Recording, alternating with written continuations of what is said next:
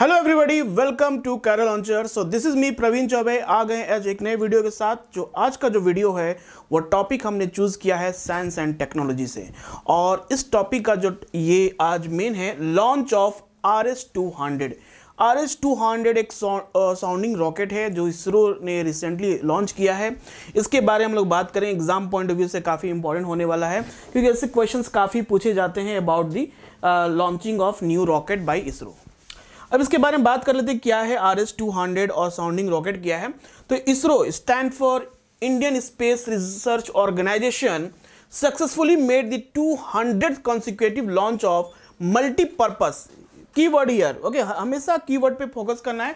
It is a multipurpose sounding rocket RS-200 from Thiruvananthapuram Thumba coast. Okay, यहां से launch किया गया है।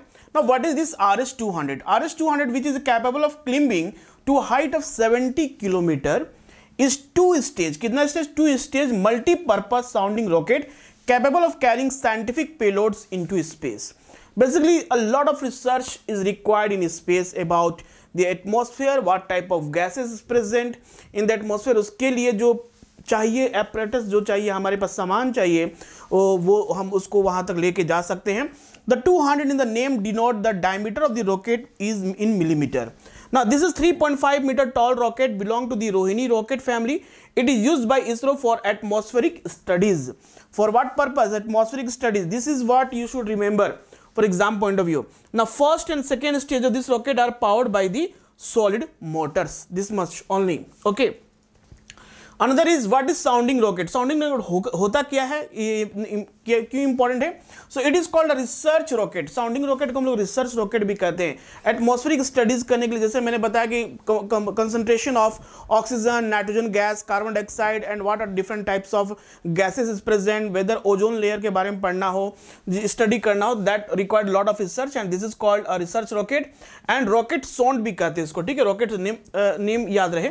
The sounding rocket are one और two stage solid propellant rocket used to study upper atmospheric regions and for space research. So upper atmospheric regions के बारे में और space research के बारे में इसका यूज होता है। They serve as a easily affordable platform that test prototypes of new component or subsystem intended to use in launch vehicle and satellites.